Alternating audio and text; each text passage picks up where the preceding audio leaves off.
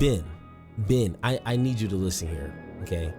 I need you to pay attention because your face says that you're a lot smarter than what you're speaking, okay? Your face says you're a lot smarter than the words coming out of your mouth. I need you to pay attention.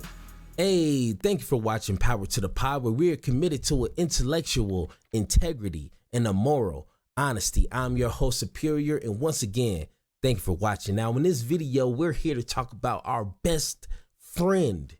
Our best friend. If you watch, he's our friend too. He can't just be mine. You know, I don't have enough patience or the time to just be his friend. So we got to be friends together with Ben Shapiro because it seems like, and I don't want to stereotype, okay? I don't want to stereotype because you can't just look at someone and just assume their character, okay?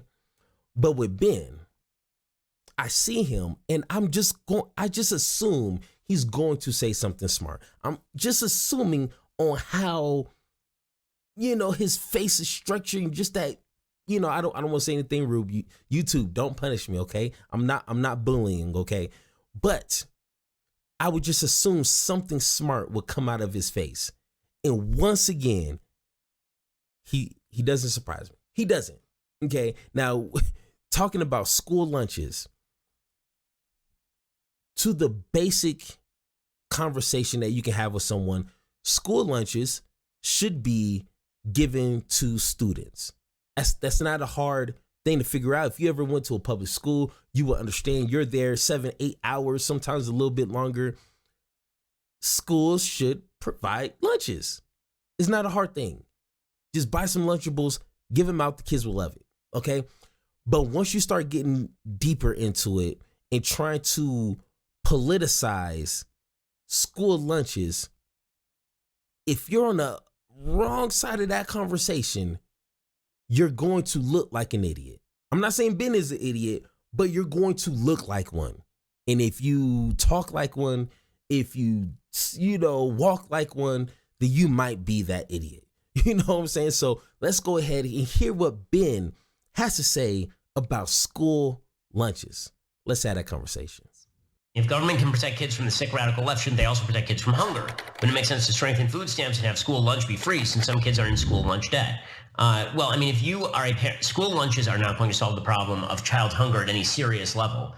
If there is a problem of children actually starving, that is a child endangerment scenario to which CPS needs to be called. If you're talking about like actual child starvation, the truth is it does not take that much money to feed a child. I know I have 3 of them. You should be feeding your child before you feed yourself. It's that simple. There's a much deeper problem at work than school lunches if kids are legitimately starving. So I think the deep. Okay. Whoa. Anna, I got this. Okay. Slow down. I got this. All right. So let's go ahead and rewind that because when Ben talks, he talks in a run-on sentence. Okay. So you got to really kind of break down what he's saying because he'll just keep on talking with one breath. And then he'll say so many incorrect, so many warped perspectives in one breath. It's hard to keep up with. If government can protect kids from the sick radical left, shouldn't they also protect kids from hunger? First off, whoever asked that question, great question. And this is what I've been telling people all the time. If Republicans really have a heart for kids, it wouldn't just stop after they are born. If they're really concerned about kids in school, they will be concerned about every aspect of school. And one of them is child hunger. There should be no reason why a kid is going to school being hungry.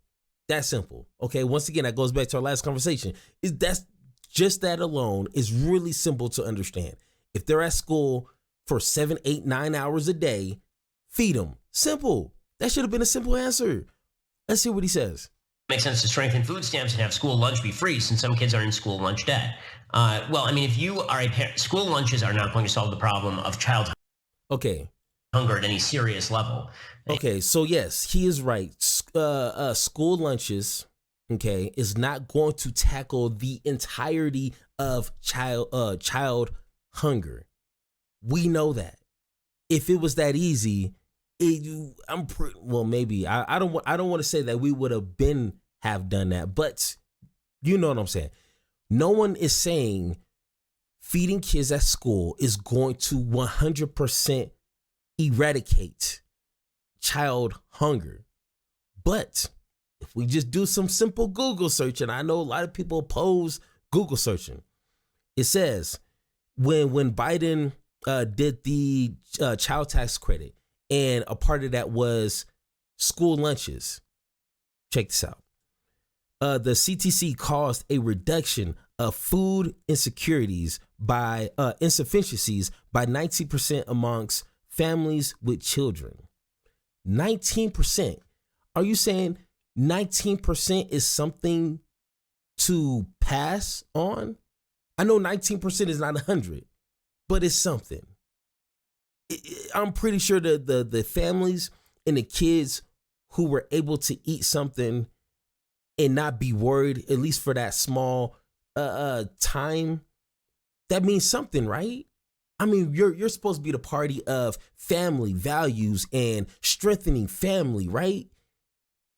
What's wrong with at least helping people to a 19% benefit to them? What's wrong with that? And one thing that I hate when people do this, when they ask a question and they disagree with something, be like, yeah, that's not going to work, this and this and this. What's your solution? Ben tells us. Let's hear his solution to, okay, feeding kids at school is not going to, make a big difference. Let's hear what he has to say. If there is a problem of children actually starving, that is a child endangerment scenario to which CPS needs to be called. If you're talking about like actual child starvation, the truth is it does not take.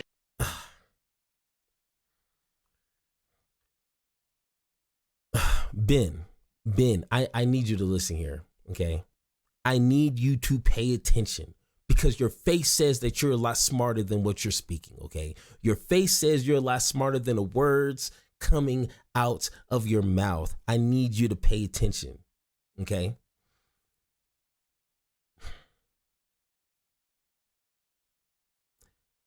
Feeding kids. If a parent cannot feed their kids in whatever the situation is, you refuse to allow the government to assist families with food stamps, government subsidies, lunches to be free. You don't want that. You want the parents to take care of their own kids, okay? I get it. I get it to a certain extent. But your solution is not to have government assist these families, but to have the government use their resources, once again, use their resources to go in and take the kids from their families and then what?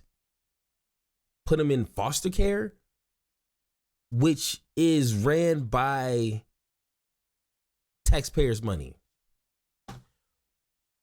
So you rather take kids from their parents. You're supposed to be the party of family values, right? Keeping families together, right?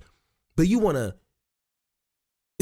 right away take these kids from their families and have the government raise them. Take away from families, government raise them. You don't want the government to give help to the families to raise their kids. You want the government to take the kids from the family to. Ben, this is what I'm talking about. What are you doing? What are you do? How much are you getting paid to say nothing? This is the crazy thing. I make these videos and I actually put some effort into it. I actually do some research and read stuff. And we have people, I don't want to call them names, but we have individuals like this who just flip on a camera and just say anything. That is easily anyone who doesn't even have a high school degree could be like, that doesn't make any sense. Why take the kid? Why not help? Why not help the families? And here's some facts. To qualify for free lunches, because maybe Ben is like, we don't want families who are not working to leech off of school lunches, I guess. Maybe like he thinks like the entire families are gonna like sneak into schools or something and like take all the food. I don't know, like maybe that's a thing. But it says to qualify for a free lunch under federal guidelines, a family of 4 must make less than $34,000 a year. They're making something, right? If I'm applying for my kids to have free lunches and I'm making what, $34,000 a year, why can't that help my child to eat at school? Where are we going to go broke? We can give Elon Musk billions, but we can't be like, hey, can you hook my kid up who's going to this public school? Because if they're not going to school, I'm going to get in trouble. So can we at least can you guys provide lunches from, I'm only making $33,000 a year. You know what I'm saying? No. A reduced price lunch requires an annual income of less than $48,000 in a year. 4.9 billion lunches are served annually. Ben, why? Why are we so slow to understand the basic necessities can be handled? If like I said, if you can give these corporations, these banks bailouts, where do you think where do you think the bailout money comes from? Long story short, right there in my pockets. But we want to have this big old, confusion, conversation, morals, and it's not hard to figure out. If you're supposed to be the party of family, if you're supposed to be the party of, protecting our kids in school, why not protect them all the way around? I know the answer, because they don't care. Obviously they don't care. Come on. That's not hard to figure out. So what I wish Ben would have, okay, let's get this guy off my screen. One thing he could have answered, which would have been way better, was like, hey, first off, you are correct. If the government wants to protect our kids from drag shows, we can also do a better job with school lunches. And looking at the math, adding up some numbers, we can do that because, a couple of years ago during the pandemic, X, Y, and Z proved that what was the numbers? 19% child hunger was reduced. Let's go ahead and go for that, and let's build upon that. You know what I'm saying? And then second, if families are struggling to feed their kids, maybe we should look at government support, government institutions to subsidize these families. I don't want families to depend on the government forever, because that's not what that's there for. Government assistance is there to help families get on the right foot and then help them get into a position to where they can sustain themselves. So let's make sure that we're actually doing that. And then second, let's make sure that these corporations, these big billion-dollar profits every year, making sure that we have the correct regulations in place to make sure these companies are paying a livable wage. I know not every company can do that. The small, mom and dash stores may not be able to pay $20, $25 an hour. But these other corporations, Amazon, Walmart, these stores actually can pay a livable wage. And we need to make sure that they're doing that. Boom, simple. I'm not telling people to go get on food stamps and live on food stamps forever. I'm not advocating for that. I just want to make sure that we're looking at the entire picture here, because it's not just one thing. Look at the whole picture here, Ben. Damn. But other than that, if you think I'm wrong, let me know in the conversations. Don't be rude, because I'm going to be rude back to you. Okay, so come to me correct. Let's have that conversation. Thank you for listening, and don't forget to join the conversation by subscribing. Make sure to tune in next time, and like always, power to you, power to me, power to the people, power to the pod.